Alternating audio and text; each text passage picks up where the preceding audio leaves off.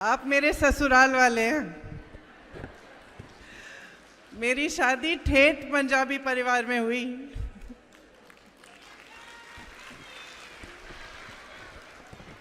मेरे ससुर जी के माता पिता सियालकोट के थे और बंटवारे के समय मेरे ससुर जी को पीठ पे बांध के उनकी माता जी छुपा के यहाँ लाई और फिर यहाँ से उन्होंने अपना अपना कारोबार शुरू किया।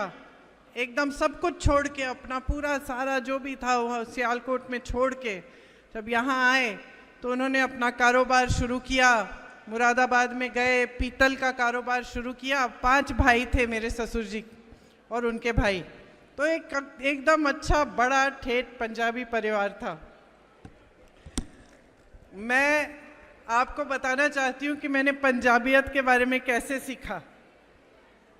मेरी शादी होने वाली थी और मेरे पिता का स्वर्गवास हुआ था कुछ सालों पहले, तो माता जी सब कुछ अकेले कर रही थी और पहली बार घर में शादी थी तो थोड़ी सी घबराहट थी कि सब कुछ ठीक ढंग से होना चाहिए। तो सारे रीति रिवाज सब कुछ जैसे पूजा होनी चाहिए सब कुछ उन्होंने सारा इंतज़ाम किया हुआ था।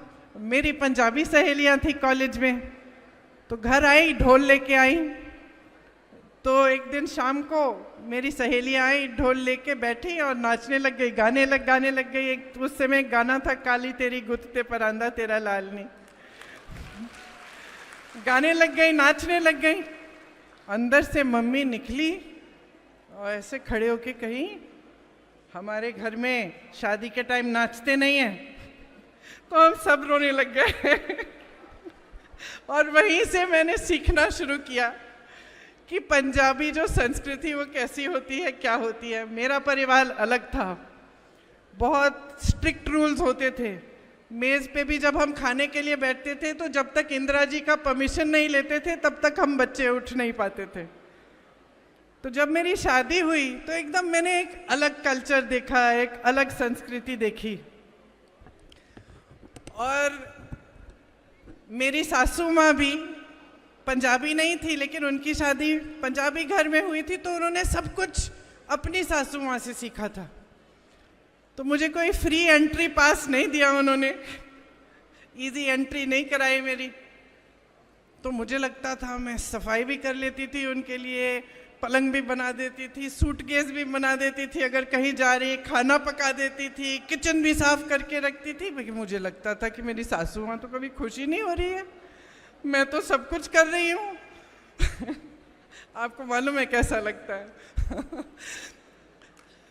तो आस्ते आस्ते उस घर में रहते हुए मैंने उस घर का रहन सहन देखा। किस तरह जब मेहमान आते थे तो कितनी उदारता से, प्रेम से सब साथ में खाना बनाना, मिलजुल कर रहना, जितना दे सकते हो उतना देना। जब मेहनत करनी है तो पूरा परिवार मेहनत करेगा, बड़ा भाई, छोटा भाई, पिताजी, माताजी सब लग जाएंगे। कोई ऑर्डर आ रहा है काम के लिए तो सब उसी में लग जाएंगे। किस तरह से एकजुटता, जब मुसीबतें आई घर में, संकट हुआ तो एकजुटता, पूरा परिवार जो शायद पहले थोड़ी किटपिट रहती थी लेकिन जब मुसीबत आई तो सारा परिवार एकजुट होकर खड़ा हो जाता था। मेरी सासू माँ ने बड़े संकट देखे, उनके 2 बच्चे बहुत कम उम्र में गुजर गए, एक 33 साल की बेटी, 36 साल का बेटा, लेकिन दृढ़ रहीं, खड़ी रहीं। तो जैसे समय चलता रहा मुझे समझ में आया कि मेरी सासू माँ मुझे एक बहुत अहम सबक सिखा रही थी जीवन का। वो मुझे ये सिखा रही थी कि बेटा, तुम दब जाओगी तो दुनिया तुम्हें दबाएगी, तुम झुक जाओगी तो दुनिया तुम्हें झुकाएगी। तो जैसे ही मुझे ये एहसास हुआ और मैं थोड़ा सा खड़ी होने लगी तो मेरी सासू माँ का पूरा आदर मिला और आज हम बहुत अच्छे दोस्त हैं। मुझे मालूम है कि मेरा ये भाषण भी वो देख रही होंगी। भाषण देख के मुझे बोलती हैं कि आज तुमने अच्छा बोला लेकिन ये भी बोल दिया करो, ठीक है तो देख रही होंगी, हमारी अच्छी खास दोस्ती हो गई।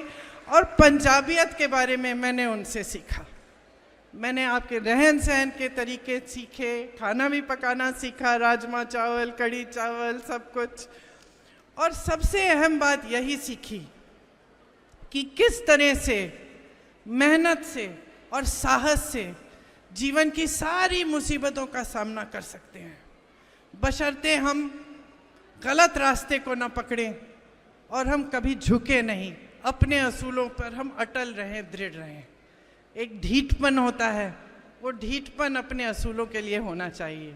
तो ये सब मैंने सीखा और सीखते सीखते ये एहसास भी हुआ कि हमारे देश में पंजाब की कितनी भूमिका है, हमारे पूरे देश की संस्कृति, हमारे समाज में किस तरह से पूरे देश को आपने आगे बढ़ाया है।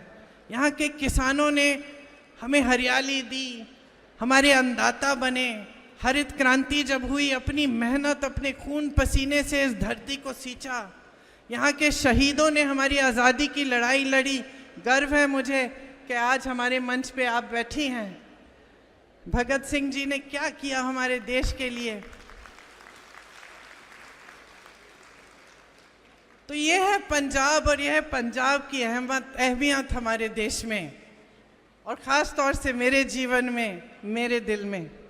तो आज यहाँ चुनाव के समय आपके सामने खड़े होकर वोट मांगने का दिल नहीं करता, परिवार वालों जैसे कुछ बातें करने का दिल करता है। सबसे बड़ी बात तो यही है कि हमारा देश आज किस दिशा में जा रहा है।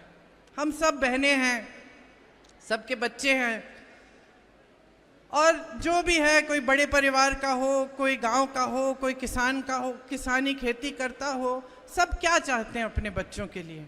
हम अपने बच्चों के लिए यही चाहते हैं कि एक अच्छा मजबूत भविष्य बन जाए, अपना जीवन ईमानदारी से जिएं, सबका भला करें, वही पंजाबियत, सबका आदर करें, सबके तरफ प्रेम से देखें और सबको साथ लेके चलें। यही हम चाहते हैं।